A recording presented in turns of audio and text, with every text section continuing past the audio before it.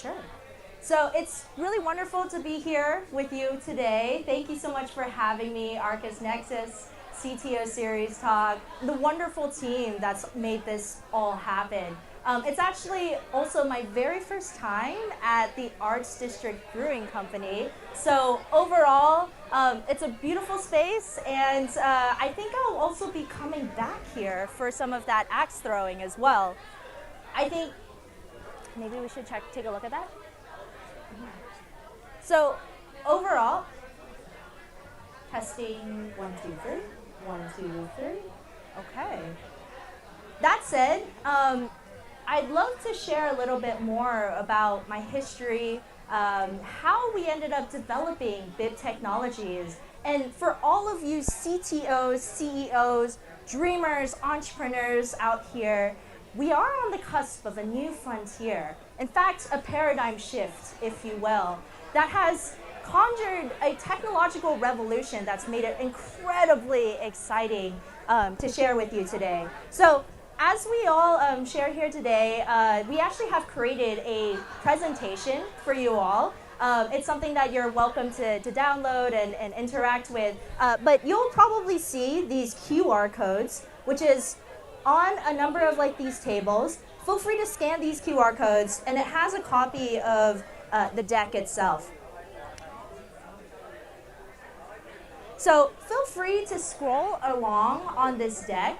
This deck has the content that we're sharing today, and overall, if you have any questions on this deck, please save that for the Q&A session towards the end of the discussion.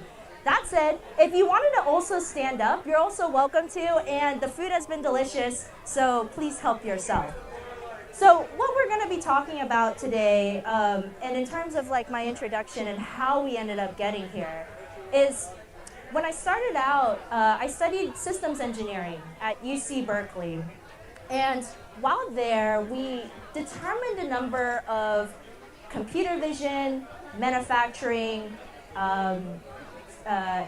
and in numerous different industries such as automobile, aerospace. And these opportunities ultimately culminated into what we have developed at BIB Technologies. So a little bit about myself. Dara did a wonderful introduction. But when I first started out, I started as an aerospace engineering at SpaceX. And so while there, we were developing at the time a very revolutionary way of launching and re-landing these stage 1 rockets.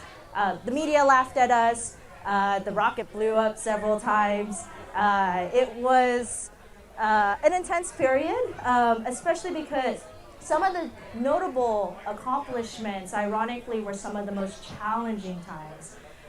So it was the International Space Station actually blew up upon launch pad, and so we had to figure out how to root cause what exactly happened during that failed launch. That's total side note, but since then, my career has really spawned into how do you take autonomous markets and how do you take them to use normal cameras that you see in everyday businesses with cameras and use that to now automate some of these functions. So I'll jump right into it. When we look at the evolution of direct-to-consumer, you have all probably heard about it. It's one of the most common e-commerce evolution. And so what we have in direct-to-consumer is we go from manufacturer to advertising and online sales and consumer. And what's notably missing within the value chain is this in-person direct-to-retail that has been cut out. They've always been considered the middlemen, if you will. So the evolution of direct consumer is that customers are asking, what's more now? And companies are starting to ask, well, how do we retain these customers? How do we make sure that we are forefront when the customer thinks about our product, when they want to buy that type of product? So that seems to be the overall missing link. So what direct-to-consumer has typically actually evolved into is what we're calling today in the industry as connect to the consumer. And really, it's the more resilient iteration of direct to consumer. So what's CTC? And why has Amazon started to implement it? And where can we learn from other companies and their implementations that'll allow your companies to grow? So in terms of how I'm framing this, by the way, I'm really trying to focus on where exactly from a CEO, CTO, entrepreneurship aspect as to what is relevant, right? And what can you take home even if it isn't like the automotive. So in terms of the Amazon Fresh is more than just a grocery store. Can we agree to that, right?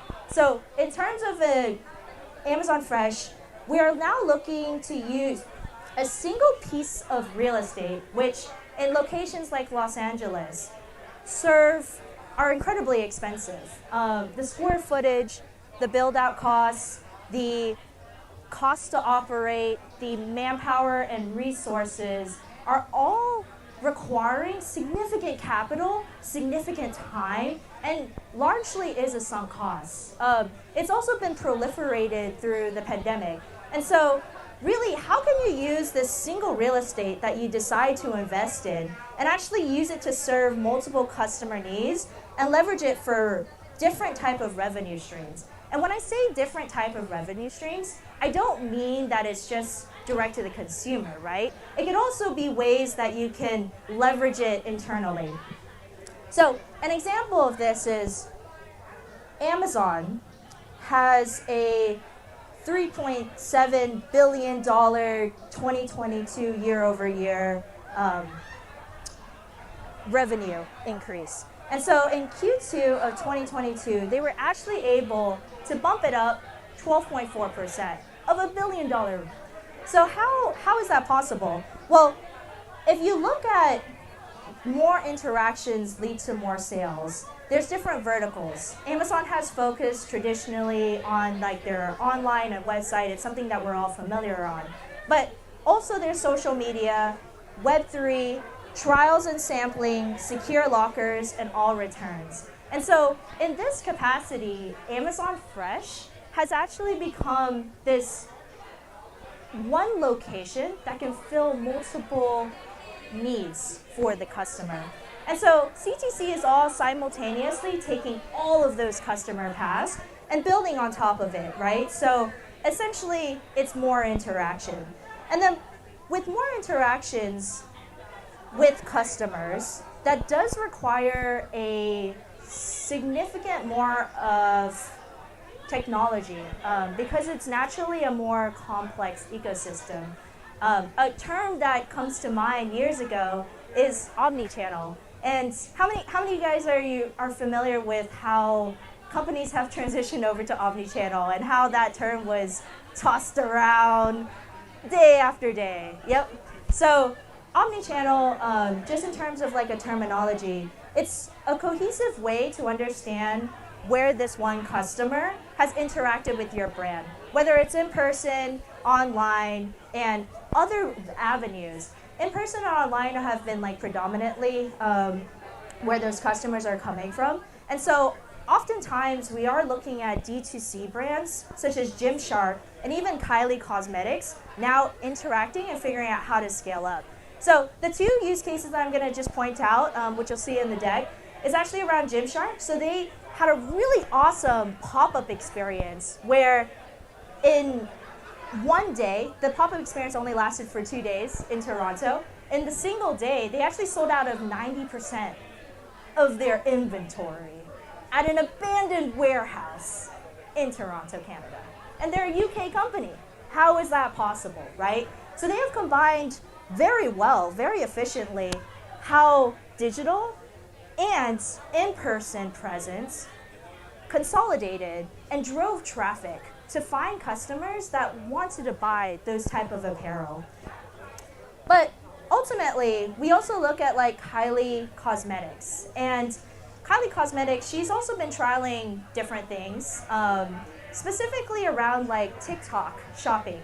So social media shopping has also been increasing. And with Kylie, she's actually been able to 4x her sales when she started doing TikTok shopping. in Q1 of 2022, which is incredibly astonishing. So that said, all of this around multiple interactions, we started developing Automato back in during the pandemic time. And our parent company, Bib Technologies, stands for Business in a Box. So you're probably wondering, what is in the box? Well, yeah, that's a bit of a pun on words. So Automato is essentially a mobile storefront, and it allows you to connect with your customers and increase interactions in a new way. And so what do I mean by that? So when you look at Automato and you think about how you want to connect with your customers, there's kind of 4 fundamental things that you should be considering out in terms of a long-term plan to scale out and invest in your business. The first one is sharing your story. And with sharing your story, what we've developed on our vehicles that are powered by clean energy is a billboard, right? So you don't require human resources or robots for the matter to stand around and explain the story, right? You're communicating it and scaling that interaction, and you're bringing in interactions that would come organically because they're already at foot traffic locations. The second one is around product trialing. So one thing that has been a very interesting statistic is that when it comes to e-commerce and increasing sales, the return rates on e-commerce is hovering around 30%. It's up about 12% since last year. Why does this matter? Why do you care about e-commerce returns? Well, I'll tell you, it costs a lot of money, a lot. And it's not even just about the money. It's really because that $1 billion amount of like inventory that doesn't end up going to being returned from the customer ends up going to landfills, and it ends up requiring CO2 emissions to ship the products back. So there's some very tangible reasons as to why we care very deeply about it on like the environmental level, but also from a business bottom line level. The second around is when we talk about electronics testing. So oftentimes when you do have like a high margin consumer product, you oftentimes need to have an electricity. And how do you get electricity when you're out in an area with high foot traffic, right? Oftentimes you are looking for an electrical plug, you can't count on it, you have to bring your own generator, and that's where the Automato would have that option. And then lastly is around, instead of the customers having to go to, say, like for Gymshark, a random warehouse that is out of the typical normal path that they would anticipate, now you're instead requiring customers to be at the location that they would already be shopping at. So how can you meet them at the locations where they're already at? Overall, we do have some leasing opportunities as well. And so it does, the reason why we do that is to really spread out the risk for businesses and brick and mortar to combine digital commerce with what they're making available. So overall, I do want to kind of have 3 takeaways, if you will. So the first one is C2C is D2C plus more interaction. We do want to have you ask internally and to your own colleagues, how can you interact more with your customers? The second one is, how do you get your customers to not just buy your product, but to have a meaning to it? How do you have them support your mission on a deeper, more intrinsic layer? And that's really what becomes that brand visibility and what at Red Bull we've thought about how we have our customers deeply connecting into the brand. And then the third is, how do you enable customers to make the right decision if they were going to buy that product? And overall, I do want to impart that while Automato is a vehicle, and all of these strategies are vehicles to enable more sales, that's not necessarily the main, it's not necessarily the main part of this discussion.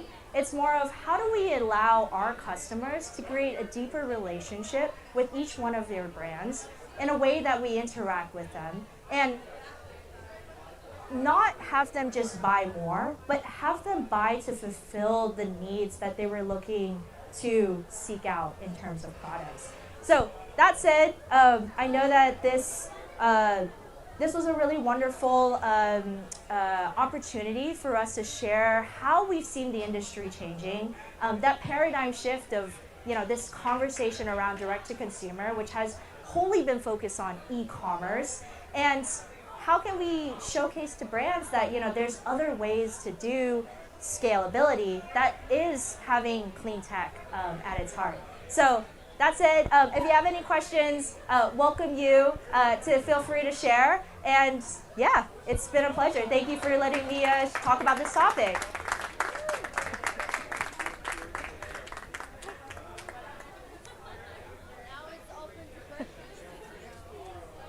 Reddit AMA. Huh? Oh, sure. Mm-hmm. Yeah, don't be shy. So this would be challenging. Go for it. As we were talking about D2C, I read an article about how a lot of D2C companies. Yeah. So Yeah. you mentioned a lot about like D2C consumer brands, and recently read an article about how a lot of D2C companies are switching kind of their strategies up to like more sell, like like how Ulta is now in Target and that type of stuff. So how could you potentially aid in like those type of things? So when you mean by that, like you're saying, can you clarify like what do you mean by those brands converting over to like similar to Target?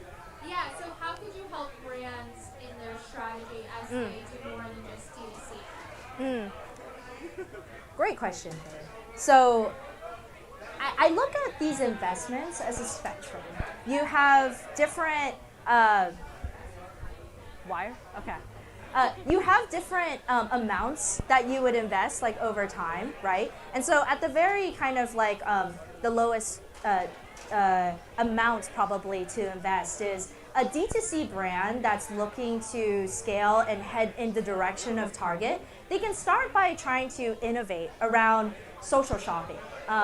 They can understand like if I have a target market and that target market is in the demographic of social media, how can I possibly take that and start, getting micro-influencers or getting individuals to actually try my product because I stand by the quality and the warranty in every aspect of my product. So that's one aspect. The second way is really kind of like a more medium tier, which is trying out these kind of like pop-up leased experiences, right? Because that's the thing about retailers. There has been so much focus in the past around just selling products, but they don't think of the full product life cycle. After the product gets shipped and sent to the customer, there's no thought around like the returns process, right? And so that amount of money when it comes to returns has actually gone into the billions of dollars now in inventory costs that on a whole, like from a global level, that it's no longer a secondary concern, it's a primary concern. So that would be another part of the strategy. And really lastly is just investing in like what's relevant, right? And that's like a very casted like large net. It could be technological, it could be like your resources, but ultimately customers want more from your brands. And when it comes to Target and Amazon and these big box retailers, they're figuring out, like the last couple years, they've tried micro-fulfillment. They've tried a whole host of like 7 different stores actually, types of stores from Amazon. And then now they just recently consolidated into a department vertical. So yeah, I think hopefully I answered kind of like a little bit more of like a spectrum. There's no right answer to it. It's more of having like a very calculated risk and approach and how you strategize and reach those customers and grow them over time. Okay. Yeah. Yeah, no, that helps. Yeah, Thank you. anytime, man. I have Yeah. All right, Joe. Sure. Well, I'm gonna try to stay in close to the speakers. Yeah. Because for some reason, it's not really connecting. Oh, yeah. So I'm gonna do some troubleshooting anyway. So I think it's been great that you've been sharing a lot of the insight when it comes to brand engagement, customer interactivity. I think beneath all that, right, there's a very key piece which is data management, right? Today, everybody has a cell phone. Everybody, when they go to the store, they generate a ton of data, right? Data is everywhere. Maybe if you can share some light with the audience here about your philosophies and strategy about managing and getting insight from the abundance of data that we're collecting today. That I think would be very helpful for everybody. Thank you. Certainly. Great question, Joe. One of the strategic focus that we've always had at Red Bull is how do we collect that data in a non-invasive way?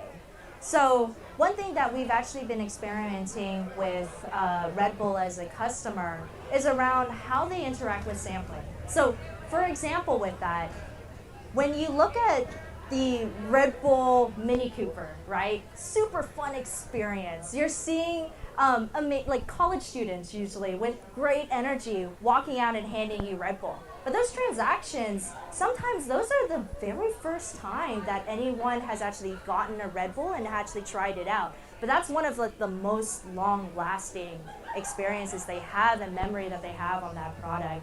So fundamentally, when it comes to data capture, when it comes to trialing and product sampling and interaction with the brand, that's not usually captured.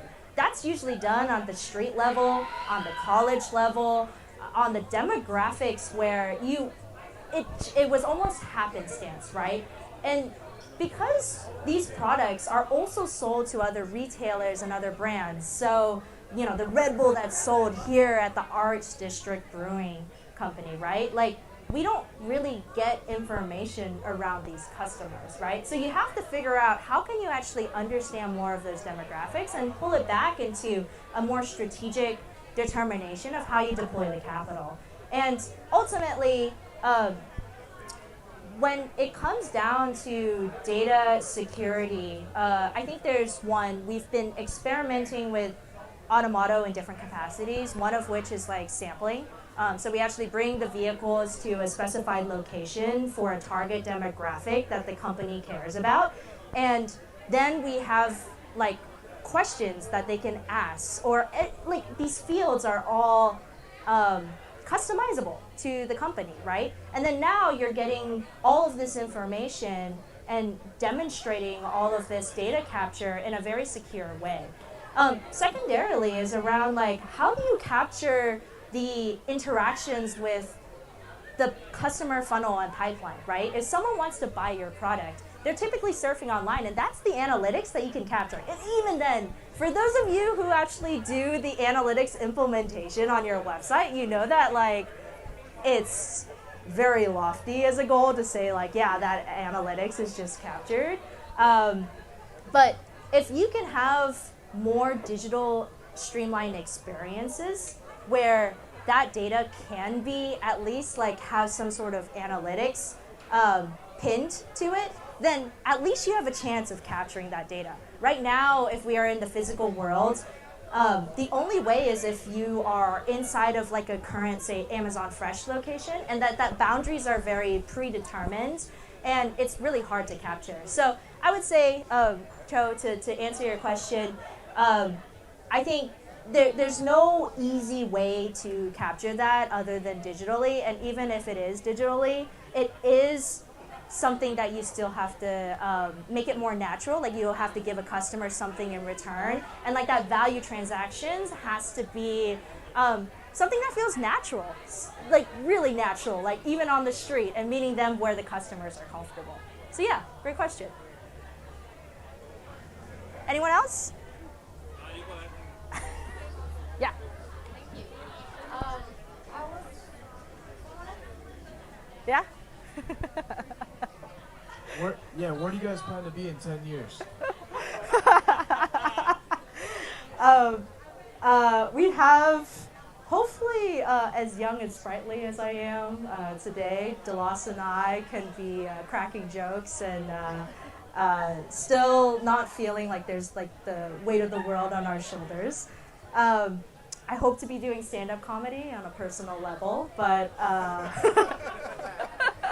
10 years in terms of Viv Technologies, the fundamental truth of why we were developing it is around, we want to develop mobile real estate. And this mobile real estate has this ability and capability that's allowed businesses to now travel to like any location. And when we think about like dynamic foot traffic, it's something that we've literally studied and created whole university majors around urban planning and architecture, right? And so now we're completely disrupting how we're almost looking at how people gather.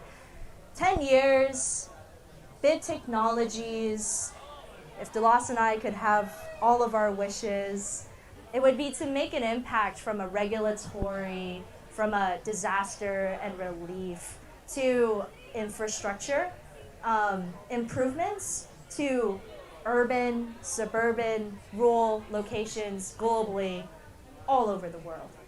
So, very lofty, but yeah. Thank you.